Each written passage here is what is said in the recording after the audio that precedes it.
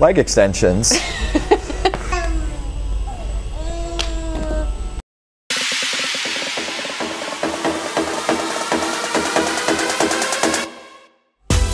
Hey guys, what's up? Another week of the Go HQ podcast. I'm Amy Bailey. This is, as many of you know, Coach Brandon Rahe. What's up? So when a new athlete walks in the door and they're a new client to you, how do you go about starting your fitness journey with them? Yeah, there's a lot that goes into that. We're gonna stick to the like one-on-one trainer-client scenario for today. We're not talking about groups or fit camps, because obviously in a group environment, programming details aren't catered to just that one person, right? You're kind of programming for the mass in that sense. So today's topics and discussion are going to be detailed according to like a one-on-one student-teacher relationship, and we can really detail for that person. So things that I look for and things we typically talk about with a new client coming in the door, some of them you might think are common, right? Number one, my goals for that person are always to keep them safe. Safety first, no matter what. So we talk about their health history, their injuries coming in the door, pre-existing stuff from just their entire life. Obviously we're gonna talk about their goals. So that'd be number two. My job is to help them reach those goals. And my view for them is always to make them as well-rounded as I can. So I'm going to design a program that encompasses a little of everything. I want them to be able to be strong, to have good endurance, to be flexible. Hopefully their nutrition is well-rounded, all of these things, right? They're maybe a jack of all trades. I don't want to program them just to be strong, or just to be able to run a marathon, or just to do yoga. Like, I want everyone to be able to do everything. Whether they want that or not, that's what I want them to be able to do. Yeah. But then a big thing is I also want to fix stuff, and that is a kind of a vague topic that needs its own deal. So anyway, safety first, address their goals, figure out how to program to reach those goals. My goal for them is to be well-rounded, but we specify that a little more, and then fix what's broken. Cool.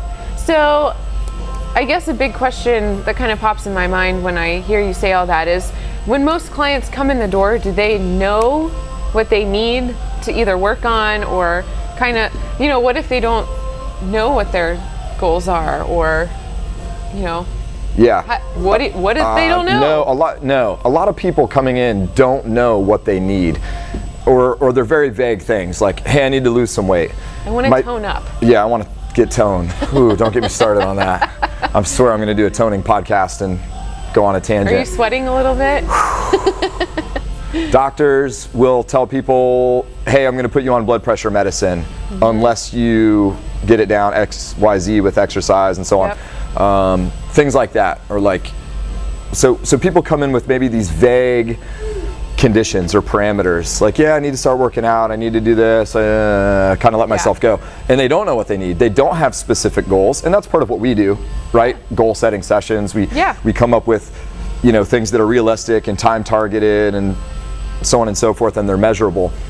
So we help set those goals, but most of the time people don't know what they need. And I think starting like if we do a one session fitness assessment and we see if you can do an air squat, a push-up, a sit-up, run 400 meters, etc., we are all of a sudden going to see 1,000 things that are wrong or broken that need work. Yeah. And that is going to help us cater, like, in our minds, what we need to do programming wise to help that person, and for us to help set goals for that person. Yes. Because they may not know. Yes. And that makes total sense. Yeah, it's really amazing. And I know you've had this happen before, where people are like, oh, I've worked out my whole life. I know exactly what I'm doing. You don't have to explain. And then it's very clear, at least in my experience, that our definitions of working out and being proficient in movements we're not always on the same page. Right. So fixing stuff becomes a lot of what we do as coaches. Maybe you could elaborate more. I know we touched on it a few minutes ago briefly. Maybe you could talk a little bit more about the fixing aspect of training. So I'm big on that fixing stuff, right? Yes, I want to reach your goals. Of course, I want to do that safely. I want you to be well-rounded, but ultimately we are only as strong as our weakest link, right? We kind of hear that all the time. Well, what is your weak link?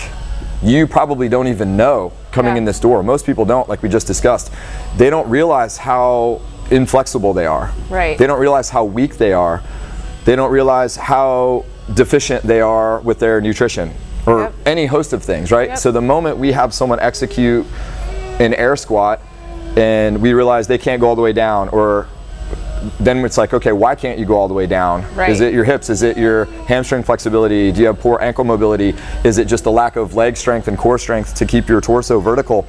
We're gonna identify that stuff almost immediately. I mean, it takes 2 seconds to kind of get a glimpse into someone's life and realize, ooh, their arm has never been straight over their head. It's always, you know, 10 or 15 degrees out in front of their spine, and they haven't even realized that their arm doesn't go straight above their head anymore, and they never knew that. So I want to look at those things, identify them, make them known, and then we're gonna program accordingly. If they can get their arm straight over their head, we're gonna do everything we can.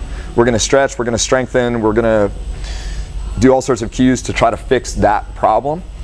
And so hopefully now that chain link is stronger, and that is no longer the weak link in the chain. And now that opens up all these new opportunities as far as fitness and exercise go to expand and do other things and feel better and operate out in the real world better than when they first walked through our door.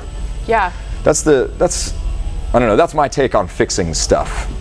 Yeah, and I mean, I've been working with several of my clients for years now, multiple years, and it really is amazing to hear someone say, you know, I never had the mobility in my shoulder prior to working out here that I do now, and the things I can do, like reaching behind me in the car, or, you know, just little things that you don't even really think about, but you're like, wow, I didn't used to be able to do that, or effectively pick something heavy up off the ground and not hurt yourself and be out of commission for 3 days after doing so. Sure. I mean, it's really cool how once you learn how to do things properly, even just in here, it translates into the real world. That fixing. Absolutely. Like lifting stuff up is a great example. All day, every day, you guys at home watching this, you lift something up off the ground, whether you acknowledge that or not. And in here, we call that a deadlift. And there is a technique for how to do that. So by going through that procedure here, learning the techniques, and also conditioning the muscles to move that way normally, like we're prepping you for that real world experience. Hopefully that's going to reduce your injury rate and just, I don't know, make you aware of how to do that, so maybe you're not as fearful out in the real world to lift a 40-pound bag of fertilizer or whatever. But in here, it's funny that, like deadlifts, people are scared to do deadlifts. They think they're going to get hurt. And my argument is almost always, have you ever dropped something on the floor and had to go pick it up? There's your problem. Like, it's going to happen out there in the real world. So if you can't do it in here, that means you're not going to do it out there. When push comes to shove, out there, you're going to need to do it. You won't really have the choice necessarily. So you might as well be prepared to do that. And we want to fix the broken stuff that's not allowing you to do it here. That's what you took the words right out of my mouth. Need to talk less. No. I echo exactly what you were saying. Cool. So I feel like tying that all in, your process for, or I should say all of our process, because we all basically follow that same model, if you will. When someone walks through the door with assessing and setting goals, and then, like you said, you have your own goals for each client that walks in the door, as we all do. You know, it's not just we want everybody to come in and be a bodybuilder. That's not ever our goal for people. You know, we want them to be all around good athletes. So there's a lot of things that go into that. Did you want to touch any more on like any of the nutrition stuff? Like we talked about fixing squats, but I didn't know if you wanted to elaborate food-wise anymore. No, it kind of echoes the same model, if you will. When someone's having issues with, maybe they're symptomatic in some way, their blood pressure's up, their cholesterol's up, they're fatigued all the time, their energy is like up and down and up and down, their body fat is too high, et cetera, et cetera. A lot of that's going to come from nutritional deficiencies one way or another. You're either missing things or you have an abundance of other things, et cetera, et cetera. Either way you look at that, it's a broken link in the chain. We need to fix it, we need to address it. Yeah. So just like fixing a squat, we need to fix that nutrition until we've kind of reached the goal and strengthened the chain. Cool. So that's it. Identify those weaknesses and address them and fix them. Don't dodge them, don't avoid them. Yeah. Agreed. Cool. That's it. Do you have anything else to add? No, I think that's it. Awesome. Cool. Well, that's another week in the books. See you next time. Boom.